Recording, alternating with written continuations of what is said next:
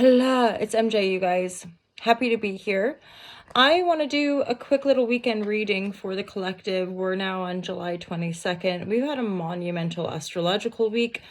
If you haven't done already, I do have a new Instagram channel, and I'm going to be just intuiting my own interpretation of the astrology, so feel free to check that out. But it's a very personal page. I'll be talking mainly about like how I'm working with my birth chart, learning astrology, and also learning how astrology can help us navigate things. So, weekend reading for the Alta Love Collective. I tend to do the monthly readings. Patreons get first access, ad-free content, and then obviously we'll publish publicly and publish the daily readings on Instagram. So feel free to check all that stuff out. For the collective, divine guidance and loving clarity.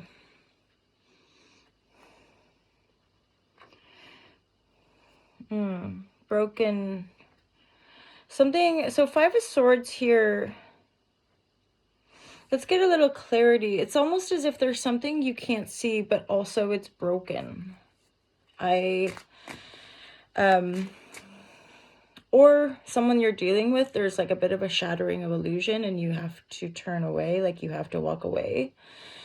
Or it's like this shadow of a person you once knew. There's something a little bit conflicting around probably somebody in your life that it could be like a partner going through a really difficult time, and that's also obviously affecting you. Yeah, this 10 of Wands, this has been a fairly burdensome energy. So divine guidance and loving clarity. So I think this person that you're dealing with is actually going through a bit of a perspective shift, because we've got the Ace of Pentacles. There's something going on in their mental landscape which is helping them maybe see a different way out, or see a way out, right? And then there's possibly this sort of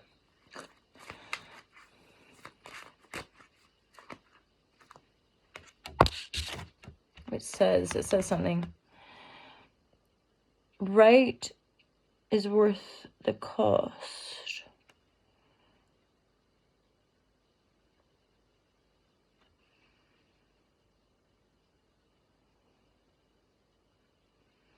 Now this energy of the Knight of Swords is very much like a torchbearer, like you have a message to deliver to the world.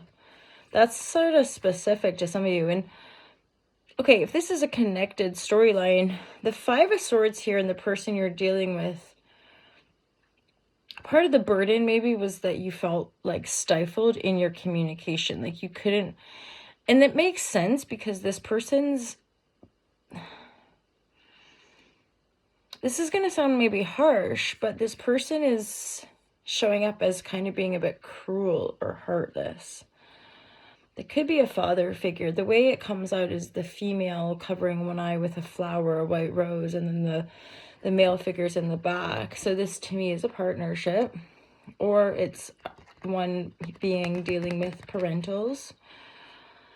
Or maybe you're the one going through this and your partner's like denying it or turning a blind eye to it, kind of thing. There is a polarity and conflict. And that's why I was saying about this person could be quite cruel because of their state of consciousness. They have no heart. So this is someone you've been dealing with. Part of the triumphant energy is that your ability to perceive, or I'm thinking about like the perception abilities as being honed. You're like, I might only have one eye left, but I can still see. And it's almost like maybe for some of you, you're letting go of being controlled by this person, because this 10 of Wands is reversed. So for some of you, you might be walking away. I mean, in a simple sense, from the context of this read, you walking away and laying down the burden of thinking you have to look after this person is probably actually going to liberate them and help them to find this new beginning, this new path, right? Especially if we're depressed, like,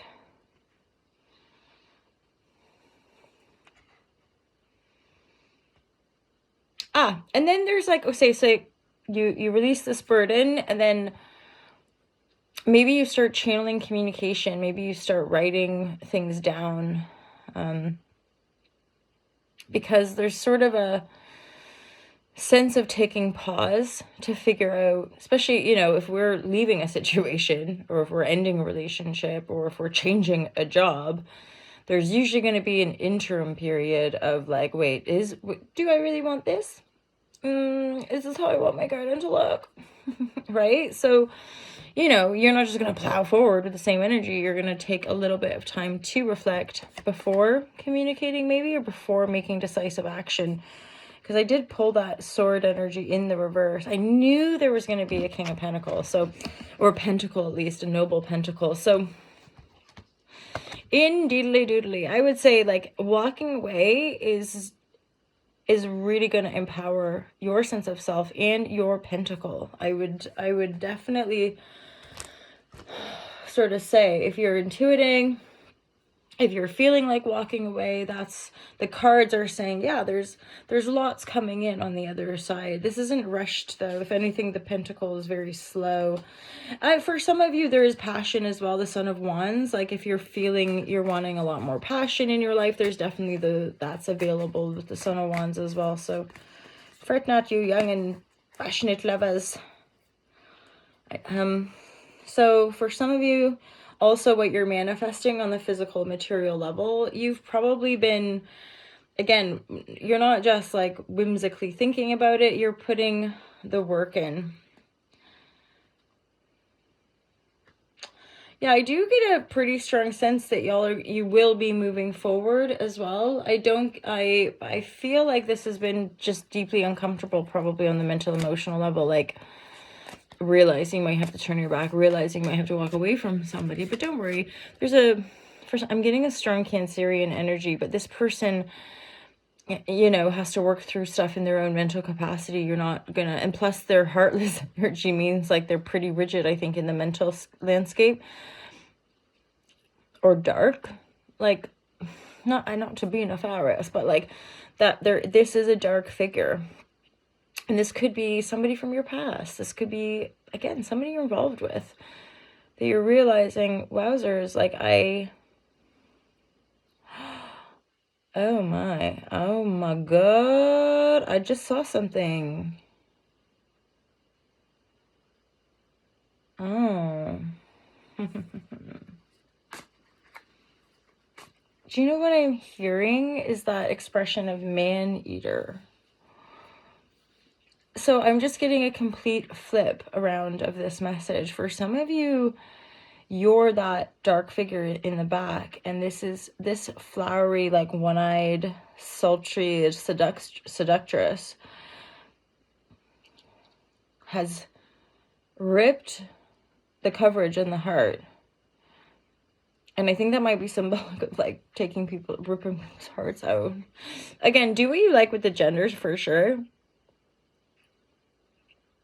This has been probably a cycle for some of you, and you're just done, especially because it's the Ten of Wands. Like, you're not, if you've been going around breaking hearts, whatever side you're on, being brokenhearted or breaking people's hearts, it's finally completing, right? Ten of Wands reverse, over, done. It's like moving forward. What are you planting? Where are you growing? What do you want to do? It's like, and for some of you, turning your back on people that hurt your feelings, or turning your back on people that don't care about your feelings, right?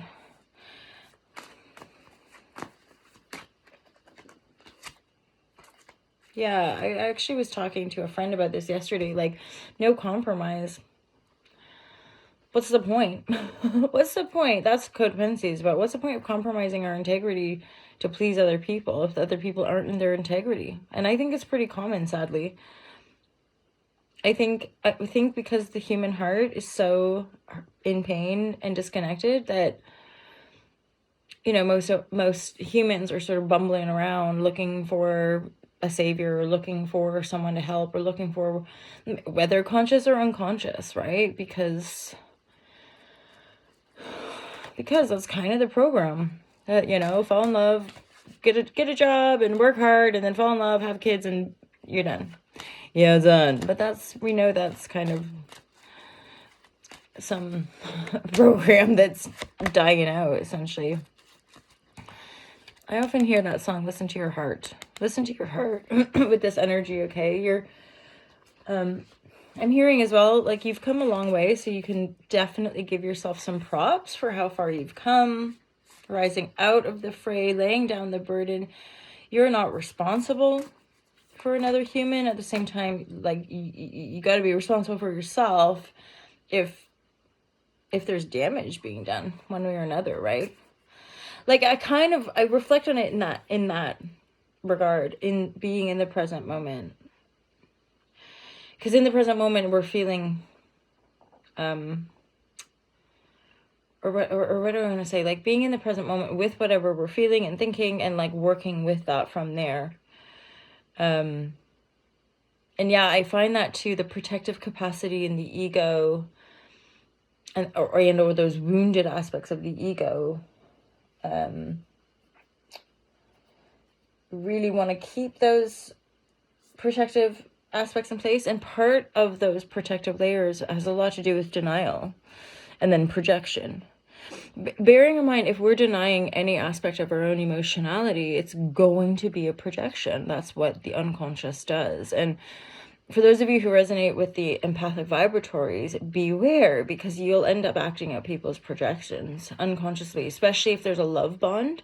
Like, if your heart feels in unison, you will be processing and working through a lot of that energy flow. And yeah, if there's someone deeply unconscious, it's just going to be like a bombardment of painful emotional frequency that is a bit confusing, because you're not like sure where it's coming from. And it's because it's that part of the Hayoka empath, is that you then, because you're in love and dedicated to the cause, you will become the projection, which is why it feels like you're under a spell, or it feels very like almost trippy and quite frightening, because then when you withdraw yourself from the energy field, you're like, you come back to yourself and you're like, what was that? Why did I do that? Why did I say that? Because you're in the field, especially if you're in the zone of the other person. So like, a lot of it has to do with the way we dominate and control our environment. And so if you're the less dominant, and you're going into someone else's home, or you're going into someone else's friendship circle, world, etc., you're more susceptible to act out their projection. I'm curious if that makes sense to you guys, because oftentimes, one of you reached out recently and like, how do you deal with that? And I'm like, a lot of this stuff I'm noodling with as I go, just through life experience, right?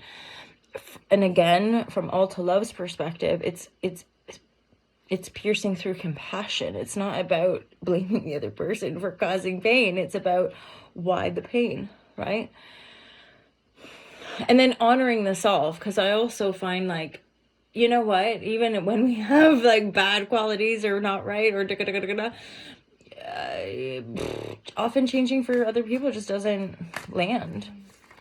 You know, if there isn't the strongest love connection to support and sustain the regenesis and the healing, right? Yeah, but I'm super dupes curious about your guys' input on that. Yeah, because there is this depth.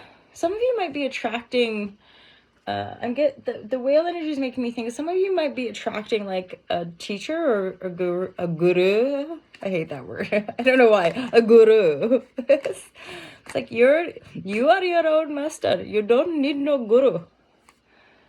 You don't, or you are your own guru, etc., etc. Integrity, great card. Love this card. You're in your integrity. We're good to go. Oh, it's interesting. The Lover, because the Lover in traditional tarot is a 6, and I'm getting the Lover from the Kim Kress archetype deck. There's something you are moving towards, as far as I just feel like, yep, defo. So instead of compromising yourself, it's almost like coming into, like deeper reserves of love, committing to like you embodying the wisdom that you hold inside. And I kind of just get this freedom of like, and then breaking free and spreading your wings, and knowing that as you spread your wings and shine, other people can see you and be like, I know that shiny swan, and like come and play, right? That's part of how we resonate or find our tribe. And then even within that, we can find our tribe and not, it doesn't always land, or you know, certainly I'm increasingly aware of that, like people pleasing, or that bleeding heart, or wanting to help everybody all the time. And yet the discerning factor of like, and how much can we help ourselves? And then if we're talking to other, you know, privileged adults, then aren't they responsible? How can we all, it's like, wait, why am I responsible for you and me? How come you're not responsible for you? If you need something from me, if you need something from somebody, wouldn't you ask them how they are, how they're doing? You know, it's just things like courtesy and respect and manners sometimes goes a long way. Anyway, I'm totally rambling, you guys. I love you so much. Thank you so much for being here and being my internet friends. Of course, if it's resonating, feel free to comment, like, subscribe.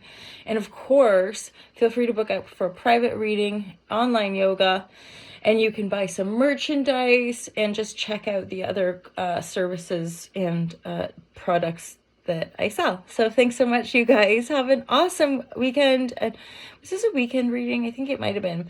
But I'm also going to timestamp it as a week ahead. So thank you guys so much. Love you loads. I hope that you're feeling these energies support you in an empowering and positive way. And if you think I can help in any way, feel free to reach out. Have an awesome one. And check out the monthly readings. The month of August playlist is now available. Thanks, guys. Speak soon. Peace out.